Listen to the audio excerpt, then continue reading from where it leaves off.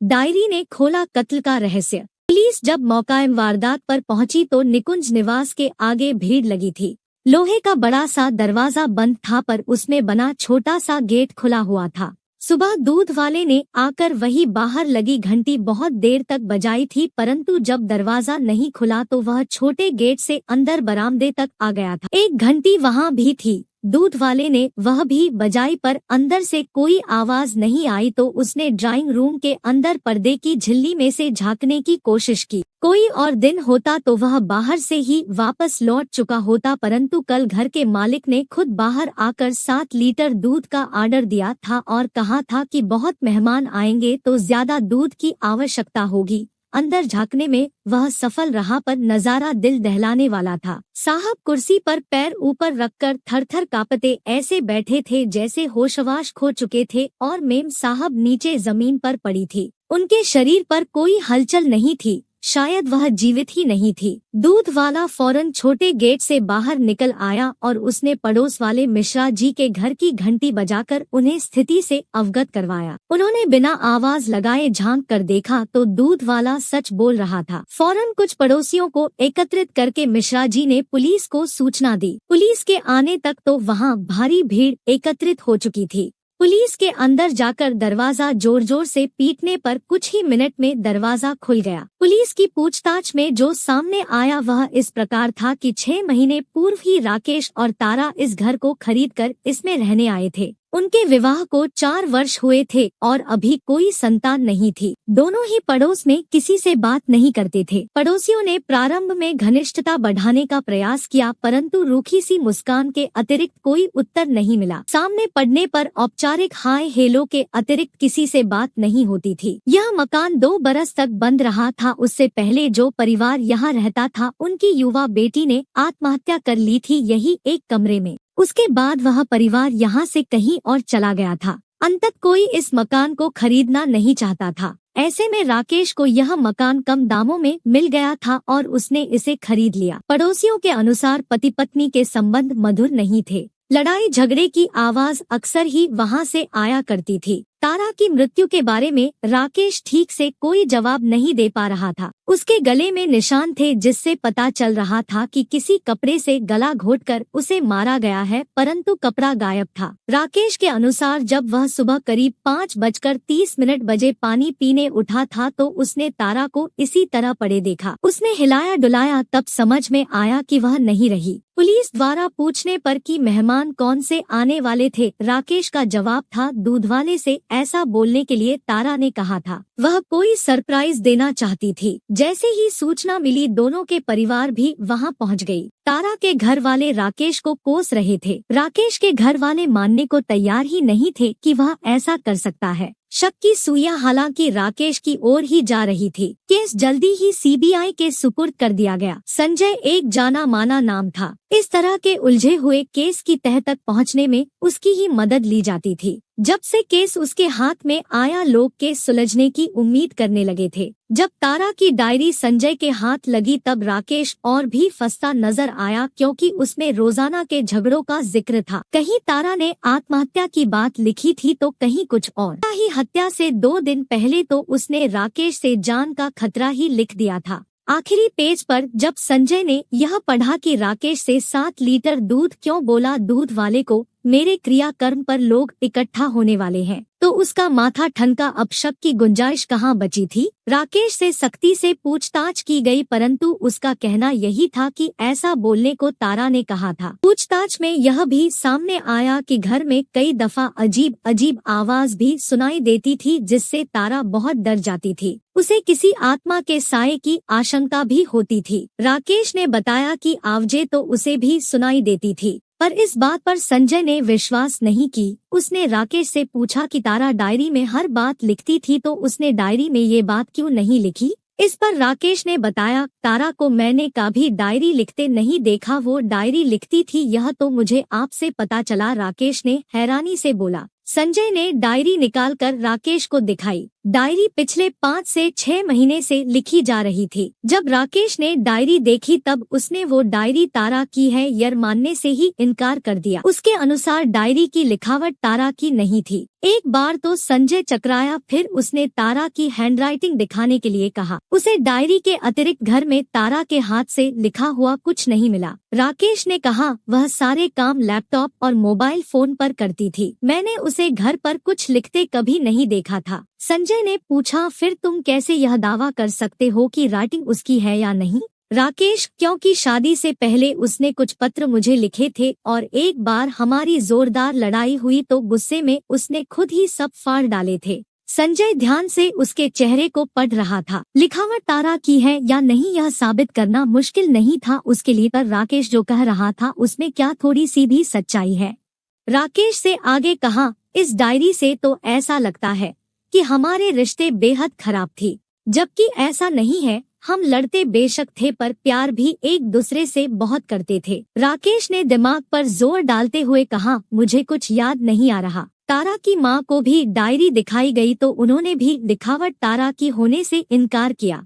आगे की पूछताछ में तारा की माँ से पता चला कि तारा की एक गहरी दोस्त थी जो अक्सर उससे मिलने आती थी और तारा उससे बहुत प्रभावित थी। उसका नाम नीलम था, पर तारा का फोन खंगालने पर पता चला कि उस नाम से उसके मोबाइल में कोई नंबर सेव नहीं था। राकेश को उसके बारे में कुछ खास जानकारी नहीं थी। उसे सिर्फ इतना ही पता था कि कुछ महीने पहले उसकी दोस्ती नीलम नाम की किसी लड़की से हुई थी और वह दोनों अक्सर मिलती जुलती थी, परंतु राकेश की उपस्थिति में वह कभी नहीं आई। राकेश ने उसका फोटो तक कभी नहीं देखा था, ना उसने कभी देखने की इच्छा जाहिर की थी और ना ही तारा ने स्वयं कभी दिखाया था। लेकिन उसने यह आवश्यक बताया था कि नीलम बाकी लड़कियों से बहुत अलग है। उसे फोटो खिंचवाना पसंद नहीं था। राकेश का घर पुराने बसे हुए मोहल्ले में था। दिन के समय वहाँ कोई गार्ड भी नहीं होता था, लेकिन रात को अवश्य ही एक चौकीदार डंडा फटकारते हुए कभी कभी गली में चक्कर लगा लेता था, परंतु पूछताछ में वह कुछ नहीं बता सका। सीसीटीवी कैमरा भी घर के सामने नहीं था। गली के कैमरे की फुटेज में देर रात कोई आता जाता दिखाई भी नहीं दिया।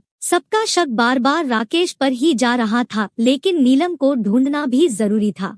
आखिर खास सहेली थी तो आई क्यों नहीं? सारे शहर में ये खबर आग की तरह फैल चुकी थी। राकेश बार बार डायरी उठाकर लिखावट पहचानने का प्रयास करता रहा। अचानक याद आया, ऐसी लिखावट तो माया की भी थी। माया उसकी पुरानी महिला मित्र थी, परंतु वह निश्चित तौर पर यह बात नहीं कह सकता था। माया से रिश्ता खत्म हुए 5 साल हो गए थे। तारा से बात पक्की होते ही राकेश ने माया के पत्र और उससे जुड़ी हर निशानी मिटा दी थी, पर उसकी मोती जैसी खूबसूरत लिखावट उसे रह रहकर आज याद आ रही थी, जो कि डायरी वाली लिखावट से हूबहू मिलती थी। उसने संजय को बताना उचित समझा। संजय को जैसे ही यह पता चला उसने फिर से सीसीटीवी फुटेज राकेश को दिखाई। शाम के करीब 5 बजे एक लड़की गली में दिखी, हालांकि उसने अपना चेहरा काफी हद तक ढक रखा था। चाल ढाल से राकेश को वह माया ही लगी। सामने वाली पड़ोसन ने भी पूछताछ में बताया कि उन्होंने कल किसी को आते तक नहीं देखा था, पर यह फुटेज वाली लड़की अक्सर ही तारा के पास आती थी। माया अब कहाँ है, इसके बारे में राकेश को कुछ पता नहीं था, परंतु उसके बारे में बाकी सब कुछ उसने संजय को बताया। करीब 6 बरस पहले उसकी मुलाकात माया से हुई थी। उसका बिंदास स्वभाव राकेश को भा गया। धीरे धीरे दोस्ती बढ़कर प्यार में बदल गई।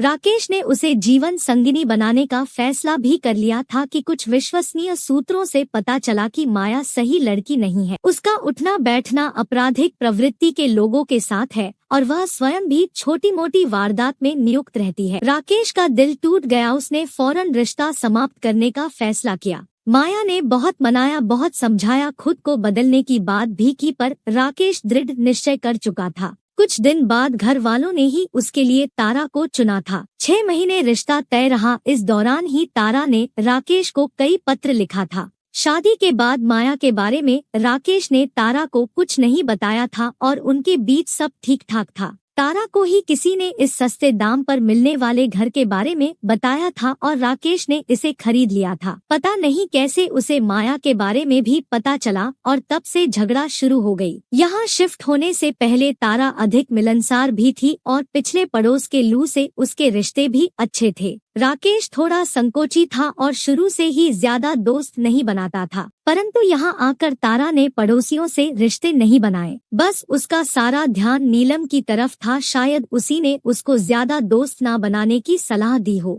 माया का आपराधिक रिकॉर्ड होने की वजह से संजय को उस तक पहुंचने में अधिक वक्त नहीं लगा। पड़ोसियों ने तारा की सहेली के रूप में उसकी पहचान भी कर ली। जब पूछताछ की गई तो सारी साजिश की जिम्मेदार वही निकली। इस सब के पीछे राकेश से बदला लेना ही उसका मकसद था। पिछले 4 वर्षों में उसका सारा ध्यान राकेश और तारा की हर गतिविधि पर रहा। 3 साल तक वह खामोशी से रही, लेकिन पिछले 1 साल में उसने तारा से जान पहचान करके दोस्ती कर ली। यह मकान भी उसी ने दिलवाया, क्योंकि वह ऐसी जगह उन्हें रखना चाहती थी जहां सुरक्षा व्यवस्था इतनी अच्छी ना हो। तारा को ऐसी पट्टी पढ़ाई कि उसने किसी और से दोस्ती ही नहीं की। नीलम बनकर तारा को माया और राकेश के रिश्ते के बारे में नमक मिर्च लगाकर खूब भड़काया और बताया कि माया उसकी रूममेट थी कॉलेज में और राकेश से मिले धोखे के बाद सब छोड़ छाड़ कर कहीं चली गई। यहाँ तक कि राकेश द्वारा लिखी चिट्ठियाँ भी फड़वा डाली। तारा राकेश की लिखावट पहचानती थी और उसके बाद ही गुस्से में उसने अपनी लिखी चिट्ठियाँ फाड़ डाली, या कह सकते हैं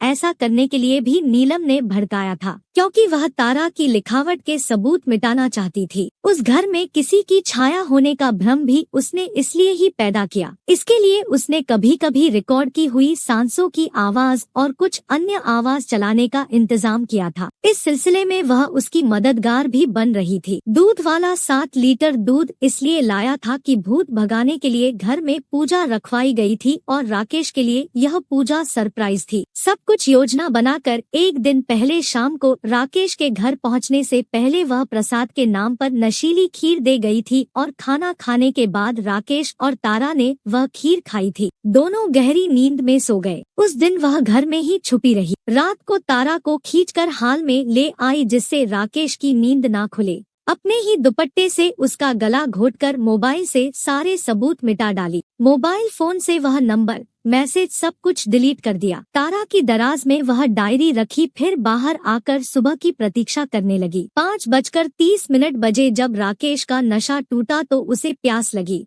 तारा बगल में नहीं थी, उसे लगा वॉशरूम में होगी। पानी लेने वह बाहर आया तो उसकी चीख निकल गई। उसने हिला कर देखा तो डरकर कुर्सी पर खुद को समेटकर बैठ गया। यह सब माया ने बाहर से देखा था। जब रोशनी के साथ सड़क पर चहल पहल शुरू हो गया तो चुपचाप छोटा गेट खोलकर निकल गई। उसने पूरी कोशिश की थी कि हत्या के इल्जाम में राकेश फंस जाए और सजा पाए, जिससे उसका बदला पूरा हो सके, पर ऐसा नहीं हो सका। बड़े से बड़ा अपराधी भी कोई सबूत छोड़ ही देता है, और वह तो फिर भी उतनी शातिर नहीं थी। संजय जैसा ऑफिसर सामने था जिसने निर्दोष को सजा मिलने से बचा लिया।